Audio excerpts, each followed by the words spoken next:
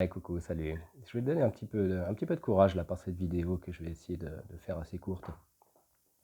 Parce que je vois beaucoup d'éveillés en fait qui s'inquiètent là, qui s'attendent au pire en fait. Et finalement, je veux dire, le pire, si on observe vraiment en fait, qui fait quoi dans ce monde, je sais pas toi, hein, mais si tu as fait le minimum du boulot, je veux dire, le minimum syndical, j'ai envie de dire que tu arrêtes de goinfrer de merde industrielle, que tu n'es pas tout le temps en train de critiquer quelqu'un, que tu n'es pas tout le temps dans la colère, je veux dire que tu n'es pas tout le temps en train de réfléchir à ce que tu vas consommer ou ce que tu vas acheter bêtement, tu vois, et puis que tu es un petit peu, en fait, si tu as mis dans ton antre, dans ta cathédrale, des nourritures saines, qu'elles soient d'ordre spirituel, mais qu'elles soient aussi d'ordre émotionnel, mental et physique, évidemment, je veux dire, est-ce que toi, tu vas pas bien? Il y a quelque chose qui va pas chez toi?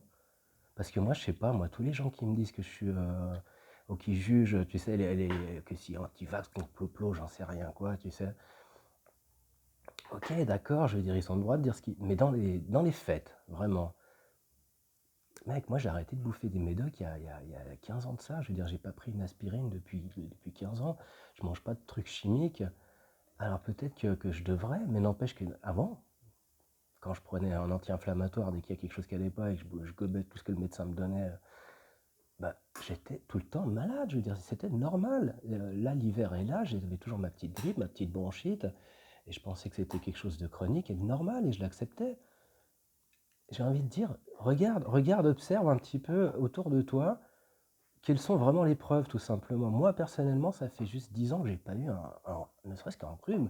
Je sais pas ce que c'est un rhume. Donc on peut me dire ceci, on peut me dire cela, tu vois, tu devrais faire gaffe, et puis... Mais Mais franchement, si toi tu t'es un petit peu éveillé aussi, ou même beaucoup, tu vois, pendant ton chemin, je pense pas que tu sois tous les jours à bouffer de l'ibuprofène dès que ça va pas. Et est-ce que vraiment ça va pas? Est-ce que dans tes relations, vraiment, il y a quelque chose qui joue pas, tu vois? Par contre, à contrario, je veux dire, quand tu observes ceux qui te disent fais ceci, fais cela, suis la doxa, est-ce qu'ils vont bien? Moi, j'ai l'impression qu'ils sont en train de se bouffer entre eux, hein. Tu sais, ils s'auto-terminent, je veux dire, c'est comme des partis comme le Front National, là, on l'a vu, tu sais, quand tu mets l'ombre avec l'ombre, elles se bouffent entre elles, quoi, je veux dire, il n'y a même pas besoin. Toi, tu es protégé si tu fais ton chemin, et puis si ça fait le job de mettre la lumière en toi, vraiment, hein, avec plein de, c'est pas, tu vois, c'est multifacette, hein, la lumière, je veux dire, mais regarde le résultat. Moi, ceux qui me disent tu devrais te piquer, machin truc, en général, bah, c'est les gens, ils sont tout le temps malades dans leurs relations, je veux dire que ça soit avec leurs amis ou avec leur travail ou avec même leurs enfants. Putain, ça a l'air vachement dur chez eux, quoi. Ça a l'air vachement compliqué, hein, pour les gars, quoi. Tout le temps des problèmes avec que si mon enfant est malade, que s'il a la grippe, que si c'est normal, que si on va chez le directeur parce qu'il y a des problèmes de comportement. Moi, j'ai mal au dos. Bon, mais tu vois, j'ai passé 40 ans, donc c'est tout à fait normal d'avoir mal. Bah, je sais pas, mais moi ça va, quoi. Et les quelques éveillés que j'ai autour de moi, bah, je constate la même chose. C'est des gens, ils sont heureux, ils vivent leur vie tranquillement. Je veux dire, je les vois jamais avec des douleurs de quoi que ce soit, des maux de dos, des maux de tête ou des rages de je sais pas quoi. Ils vieillissent bien, tu vois, ils ont vraiment l'énergie pour eux, quoi, tu vois. Donc il y a un moment, je sais pas, il faut juste observer en fait ce qui se passe et puis laisser parler, quoi. Fais ta vie dans ton côté et tu seras protégé, hein.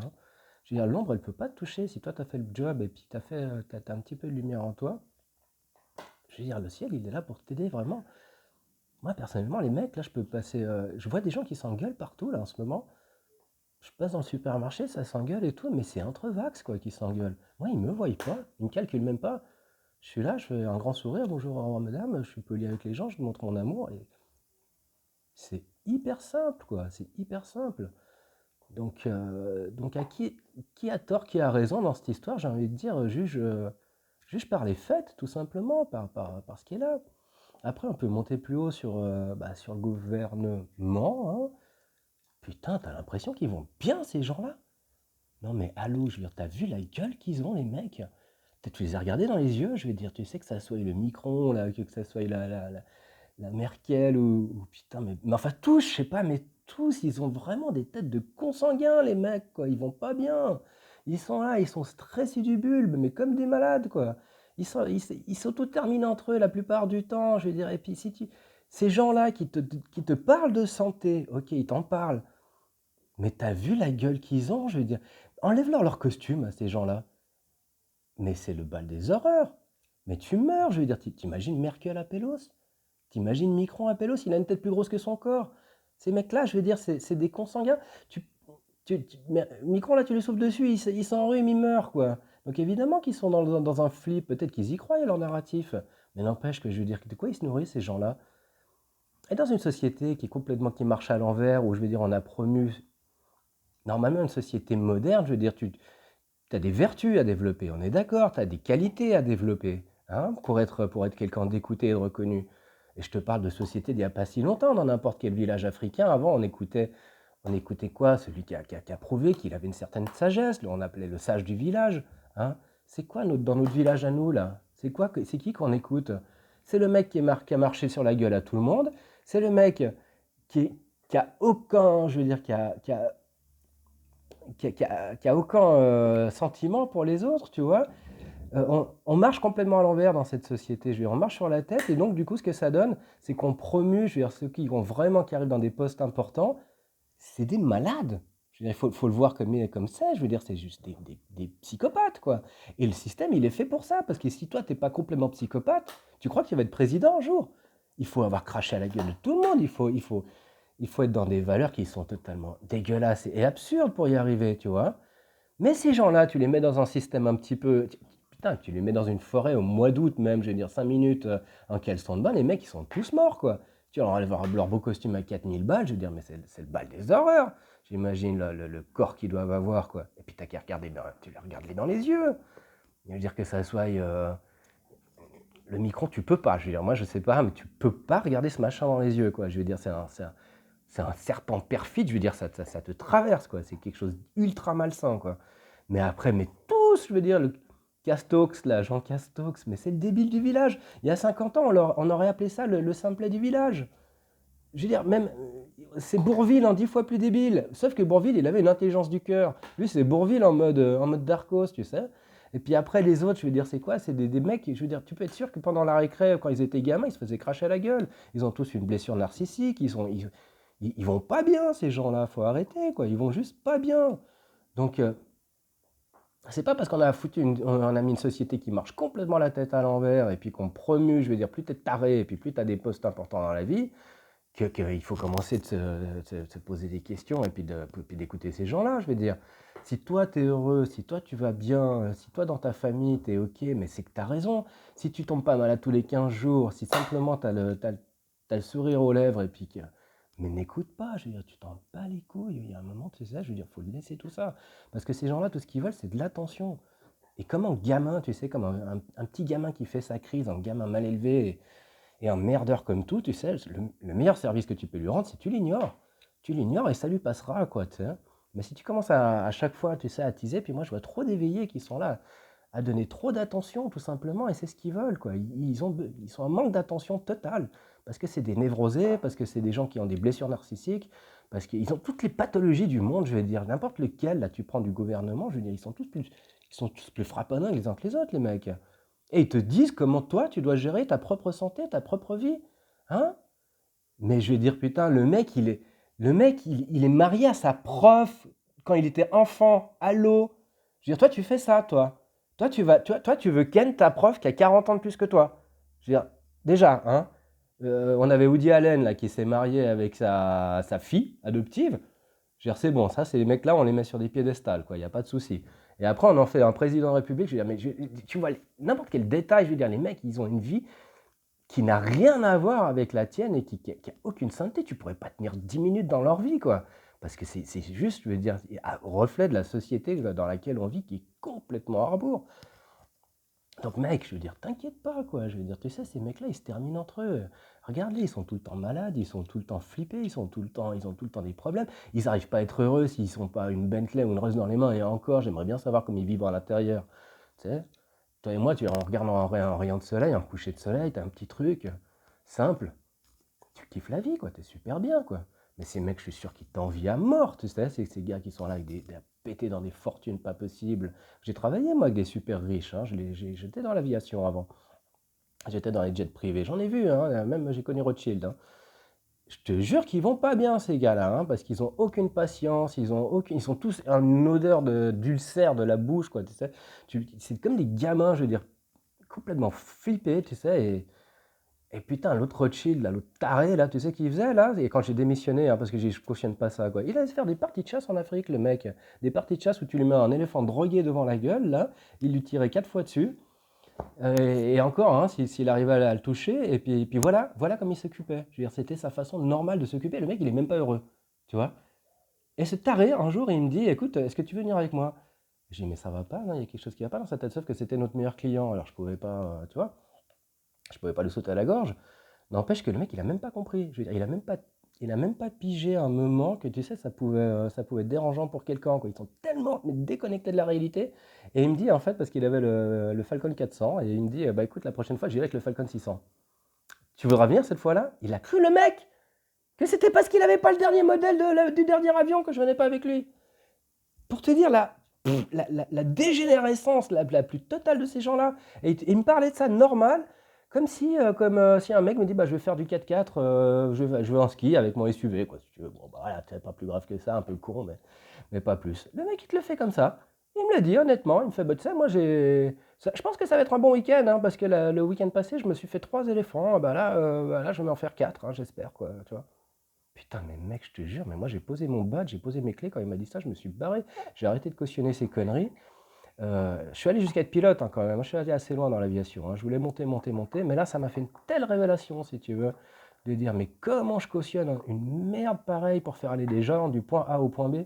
J'ai tout arrêté. Et qu'est-ce que j'ai fait? J'ai changé le job. Ouais, j'ai eu moins de thunes. Ouais, ouais, c'était dur au début. Mais n'empêche que moi j'ai 2 enfants, tu vois. Elles ont du temps. Parce que la seule richesse qu'on a, hein, dans cette planète, c'est du temps. Et que tu sois un ver de terre, un arbre ou un être humain, je veux dire, on partage tous la même richesse. On a juste un temps imparti sur Terre. Le pognon, tout ça, c'est que du flan. C'est que du flan.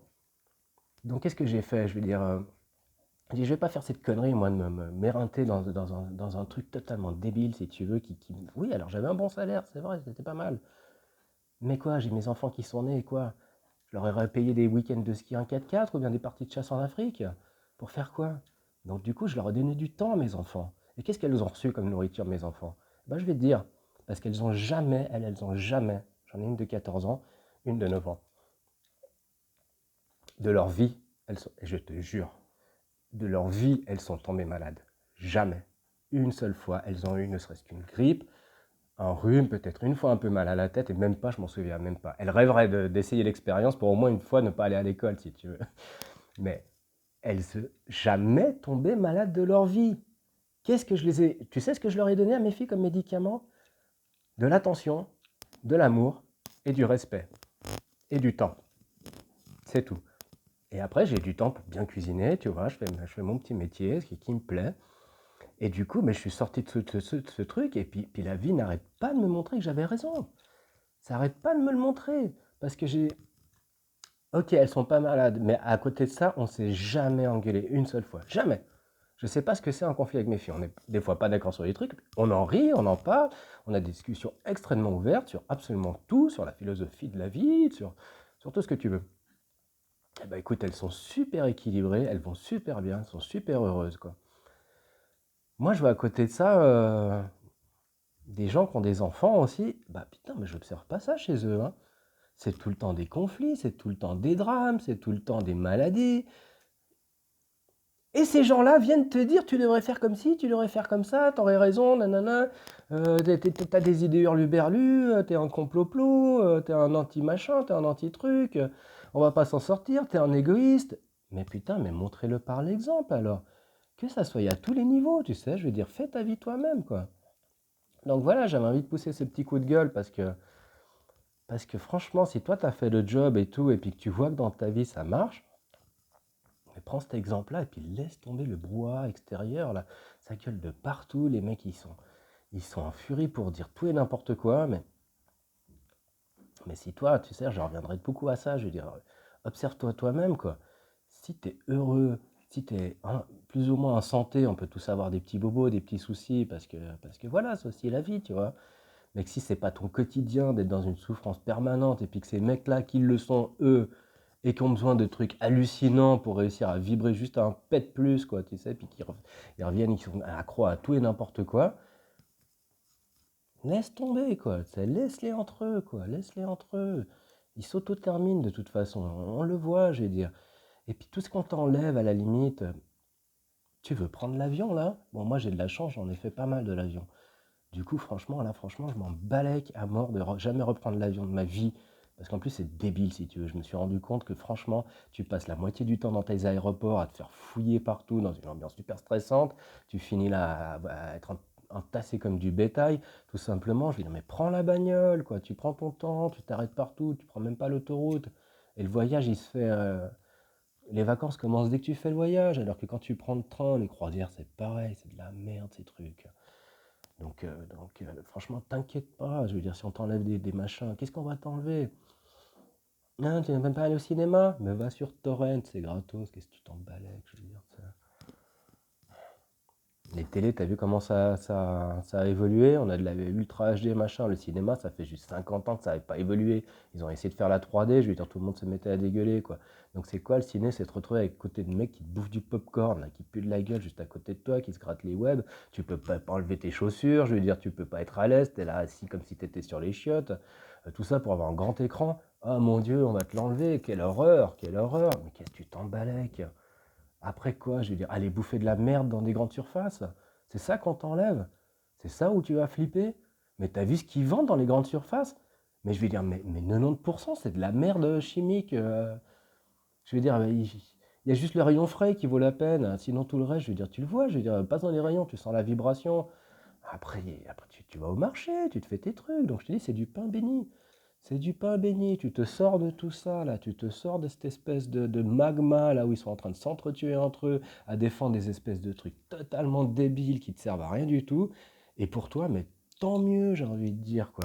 Qu'est-ce qu'on peut encore m'enlever? Ouais, le théâtre, moi j'aimais bien de temps en temps aller au théâtre, ouais. Mais bon, so what, quoi, je veux dire, tu sais, je vais crever pour ça. Tu vas prendre l'avion, t'as vu le nombre de pilotes qui sont en train de canner, mais tu vois le risque du truc, les mecs, ils cannent en vol, quoi, tu sais. Je veux dire, ils tombent comme des mouches. Et toi, tu vas les prendre en avion où il y a des mecs qui sont complètement injectés de merde là dans le sang et tu sais pas à quel moment ils vont rendre l'âme, quoi. Hyper dangereux, quoi. Donc protège-toi toi-même, je vais dire.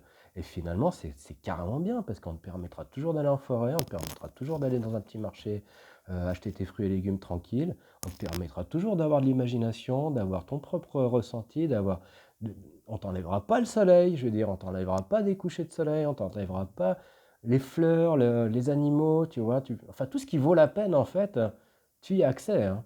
Moi, je vois pas un seul truc, franchement, cite-moi un truc qu'on t'enlève si t'es pas injecté de cette saloperie là, qu'est-ce que tu perds au fond, quoi, tu sais?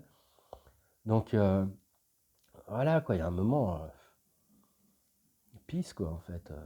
Je veux dire, arrêtez de vous inquiéter, les éveillés, quoi, parce que vous êtes protégés, vous êtes vraiment protégés par la lumière. Si tu as fait le job, regarde comment toi t'es bien par rapport à ceux qui te disent ce que tu devrais faire, qu'est-ce que tu devrais t'injecter dans le sang, tu sais. Tu vois la différence, franchement, il n'y a pas photo, il n'y a pas photo une seconde. Donc voilà, quoi, je crois que j'ai à peu près dit ce que je voulais dire sur le sujet, les gars. Je vous aime. Putain, je vous aime, quoi. Sérieux, quoi. Puis les autres, bah, je les aime aussi, quoi. Mais ma foi, il y a un moment, chacun fait ses choix. Et puis là, franchement, on est vraiment dans une période de séparation qui se fait toute seule. Moi, je vois plein de familles qui se déchirent, des couples qui s'engueulent et tout.